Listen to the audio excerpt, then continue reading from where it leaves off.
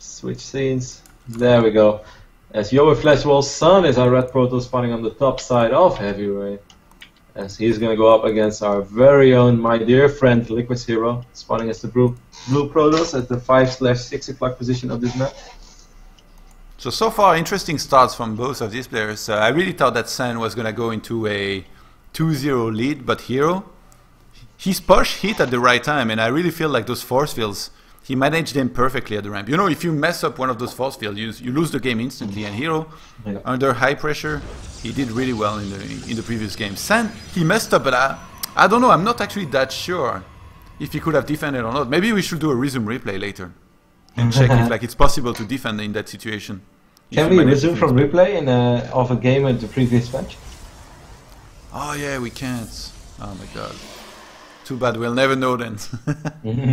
We need to like... It would have been close, but like you said as well, it looked perhaps very easy, guys, and some people might be watching like, oh, force field, very hard, but it is actually very hard, because if he indeed does make one mistake, if a few units squeeze through too many, or if Son would have picked up one of those sentries, suddenly HerO is kind of stuck with 5 Stalkers, no high ground vision, because let's not forget, guys, he had no Stargate, he had no Mothership Core was on the other side of the map because it had to defend against the Oracle, and he had no robotics facility. And just having Blink Stalkers on the low ground, it is borderline impossible to bust the Protoss that has one Immortal and a few Zealots, because after one Immortal comes the second Immortal, and from that point on, your Blink Stalkers are just going to be weak as hell. Yeah. So HerO had a very, very tiny small window, but he executed his build perfectly. Yeah, if he came like 20 seconds later, the Nexus would have been up too, and the Photon Overcharge would have been enough to help and defend.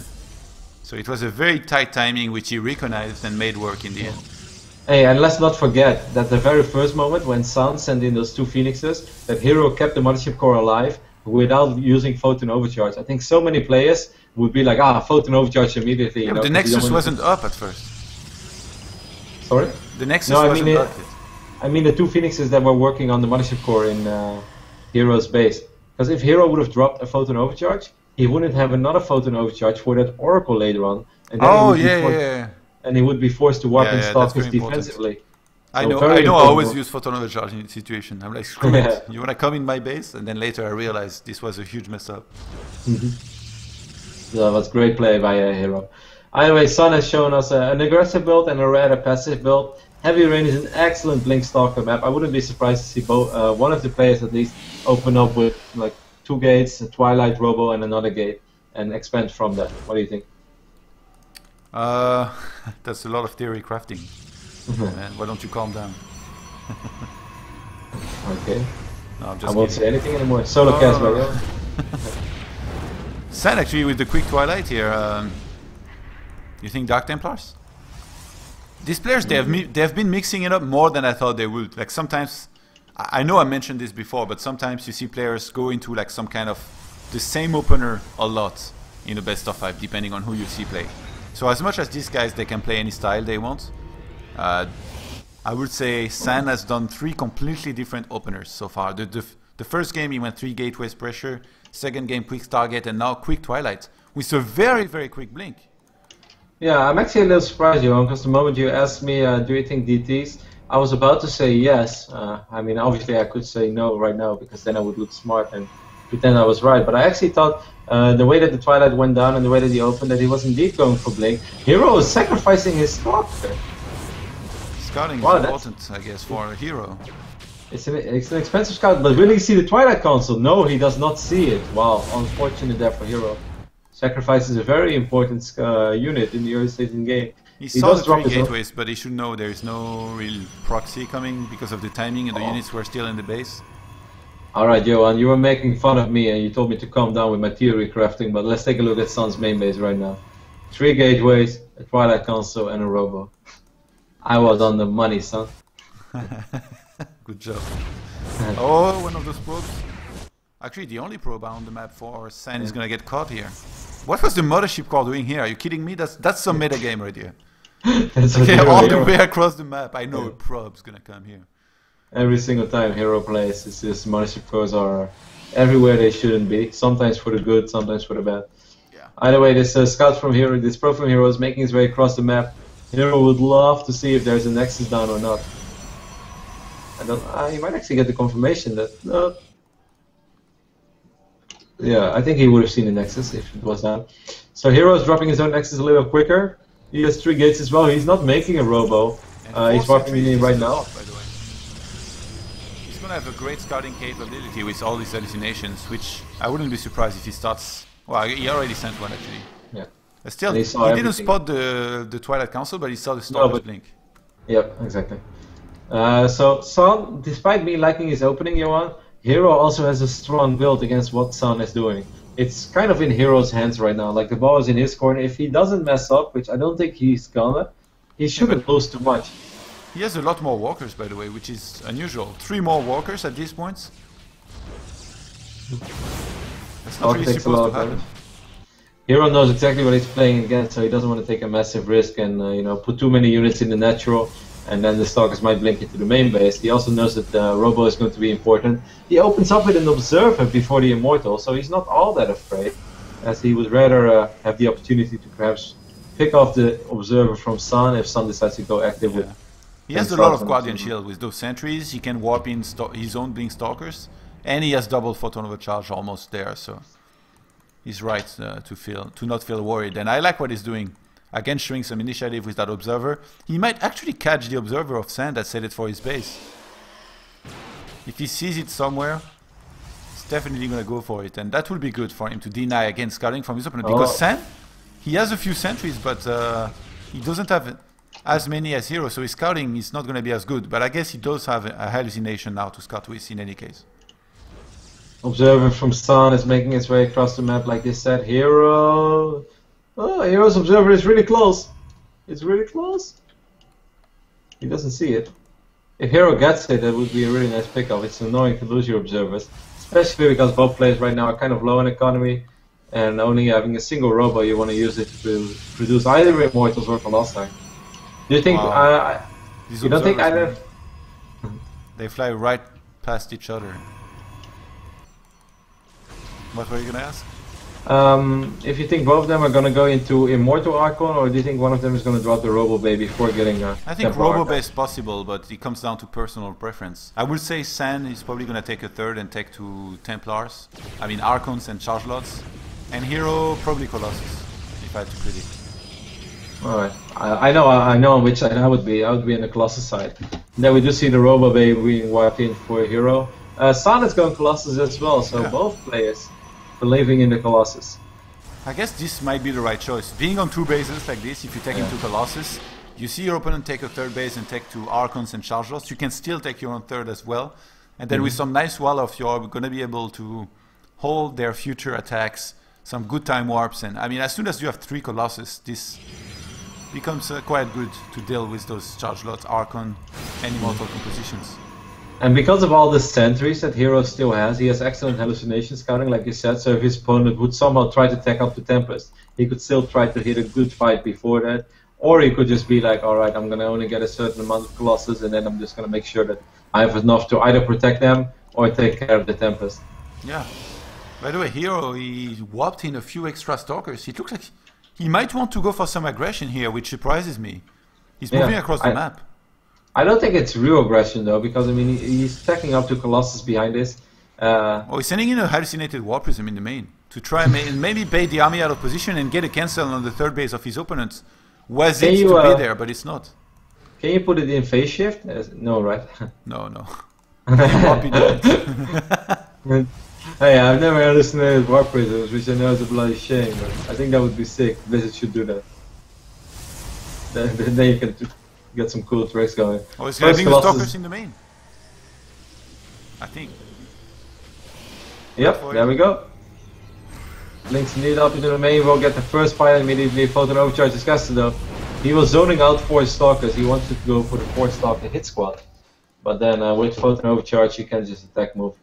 It's going to be tough. HerO, he forced out Photon Overcharge, he sniped a pylon. He's done his job here. Done some minimal damage, now he's going to be pulling back. Actually leaves these Stalkers behind for now. In the 3rd base, Stasi on the other side here for Sand. This is going to be spotted immediately by HerO, who takes the closer 3rd base. HerO has to be careful, by the way. He's playing with perhaps a little bit of fire, but so far excellent control. Look at the production tab. It's very even. Yeah, very identical here. How many Colossus are out? So 2 right now. 4 HerO, 2 for Sen. Third one on the way for both players. And oh, HerO not paying attention. He's going to blink into the main base, but he won't be able to get that much done over here. yeah, He's going to lose these stalkers. Of course, you could say like getting rid of your stalkers in this phase of the game is not that bad, but that doesn't mean that you can do more with them. Because 4 stalkers can normally represent at least 5, 6, 7 pro kills, and in this scenario, HerO wasn't able to kill a single one of them. yeah. Both players doing a ton of scouting with those hallucinated phoenixes. I love that both players, they take their gases on their third base before it finishes. Gonna be able to start mining from that as soon as possible. This is the part of the game where you start building up your Zealot and Archon counts to really tank for those Colossi to do the damage safely behind. And HerO, he wants to be very aggressive. Look, he's got pylons everywhere on the map. He's got great vision, he's got some hallucinations, some observers as well. And he's really the one being a lot more active than his opponent right now. Sen's playing very defensive. He's just sitting there at his third base and waiting for HerO's move to try and counter it. Son's army is a little bit bigger though, and I believe that he has more gateways as well. Now, actually, it's both players is going to go up to 8 gateways. I was wondering where the second robotics facility was at, but HerO decided to warp his second robo in right now. I'm curious to see if Son is going to do the same, or if Son is going to go ballsy and make it Stargate. But while I say that, no, I'm not sure if I like this positioning of that robo at the third base. Seems very susceptible to be sniped by a lot of things. Yeah, +3 starts a little bit earlier for Sen. And look at this to play. Dead even, 150 to 150. Those players, they've been doing a very good job. By the way, both players, they get the robo at the same time. So I guess there is a standard to PvP if you both open similar builds and blink. You go into Colossus, you go into Zealot and Archons, you get a second robo. We'll see whoever tries to take the Tempest and when, if they do so. I really like that you say that, by the way, Johan, because I was kind of amazed in a certain point, not just by the production tab, but everything was the same. The amount of gates, +2 finishing up, charge finishing up, the robo, the Colossus count, it's just all the same. Despite HerO's expand being a little quicker, having a few more sentries, other than that, they're just doing everything at the same time, which amazed me a little bit, because hey, after I stabilize on 2 bases, I'm just fucking freestyling, man. Like, at a certain point, I decide to add 5 gateways, and I can drop the second robo, sure, why not? It's crazy how identical both builds are. HerO getting 4 more gates right now, which Son doesn't have just yet. Son does have slightly more armies, but well, slightly. He has a few more gates actually. He was on 8, while HerO was on 6. So now HerO is gonna catch up on gateway count with 2 more gateways in a second here. And Sen, it looks like he finally wants to be aggressive. And I understand why, because he's nearly maxed out. His +3 is about to finish, so ideally he's going to wait for that to finish and then go for a maxed out timing attack with +3. In which case, if your opponent doesn't have +3 or he's not maxed out, you can crush him. But now he sees the army of HerO. HerO very heavy on Colossus actually. This army is so scary. 7 Colossus for both players. A couple of Blink Stalkers are going to try to run into the natural. There's not that much here. Imagine if he's able to empower those 4 gateways. I wonder if he sees that. I really think that would be an excellent choice to go for. But well, he's going to blink into the natural mineral line, and he's just going to buy time. At the same time, he's going to use this moment to pick up the Mothership Core. Is that correct? Well, he just picked up the Mothership Core from HerO. HerO forgot his core. That's big. Oh wow! I guess he was in a separate group. In the meantime, we have a bunch of Zealots doing a run by in the natural. They're going to catch an Immortal. Sen, he got caught off guard by these Zealots. They came. Where did they come? They came from behind, I guess you could say, but I don't know from what pylon. They are not gyrocopters yet. And look, you mentioned this, that robo here, very vulnerable in the third base. He's going to get picked off as well. That just seemed like a matter of time to me. Wow, who's trying to expand over here? You know, it's funny because when you say that, I didn't want to disagree with you, but I was like, this is never going to get killed. Sen is just going to cover it the whole game, and then 5 Zealots come in at this time. You know, every now and then I am right. Just because I suck at playing, that doesn't mean I'm not knowledgeable. One prisoner is taking a little bit of damage from these Archon. Stargates going down right now in the back of the natural from HerO. Oh, double Stargate. It's time for HerO. He's shown before that he likes to go for Tempests. He's played some very high level PvP in several tournaments, in some Pro League games as well, and HerO is one of those guys that will almost always take the Tempest in the late game PvP. And sometimes it's actually caused him for him to lose games. Because he's overmade Tempest and he did not manage them as well as he could. But now with all the practice he's got recently, I'm sure he will do well with them if he's able to get them. But hold on, as San, he's really thinking about attacking right now and possibly trying to end the game or do a ton of damage. Oh, Zealots on the right hand side are going to get cancelled on that force base. In the meantime, HerO is swapping in units.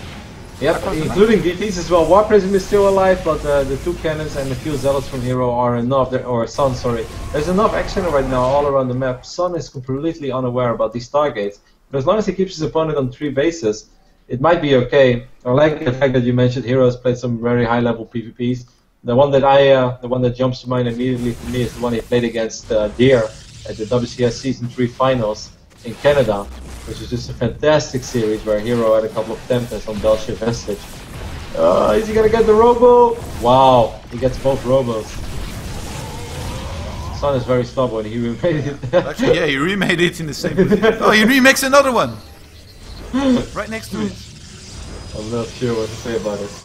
Anyway, as long as HerO buys time for Tempest, I think this is going well for him. He's up 11 right now he workers should though. be sacking his Zealots and Sentries, because they're going to be useless Yeah. in the long term. Like in the 200 maxed out army, you don't want to have any Zealots or Sentries.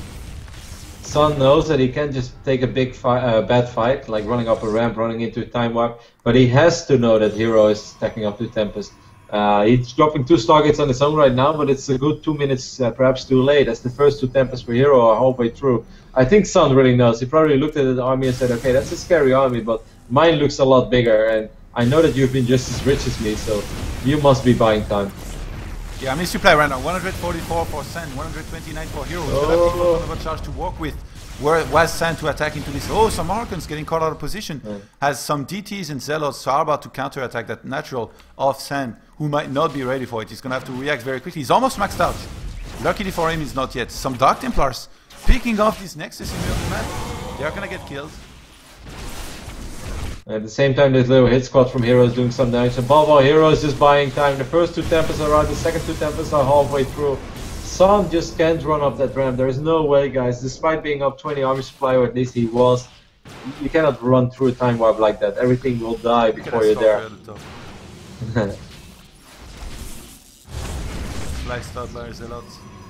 I'm a little surprised, by the way, Jon, that HerO never got the beacon. It's his target. He saw it. Yeah, well, he probably knows as well. I mean, I'm sure. Actually, on this map, imagine like what kind of damage you can do with Tempest if you stay across like a choke or something. This is really good. Both armies engaging to the middle of the map. The Tempests are not here yet. HerO has to be careful. Wow. I think Sun should have just jumped on top of that army immediately, but his Mother Support was a little out of position. Here come those 4 Tempests for HerO, and this is exactly what you mentioned, right, Jon? Yeah. This is going to be very difficult. Look, he's time warped the army. He's going to keep on getting in there, sniping the Colossus. He's forcing San to engage into him right now. He's forcing a bad position upon his opponent. So San knows that he's going to pull back. This base is going to be sniped on the right-hand side.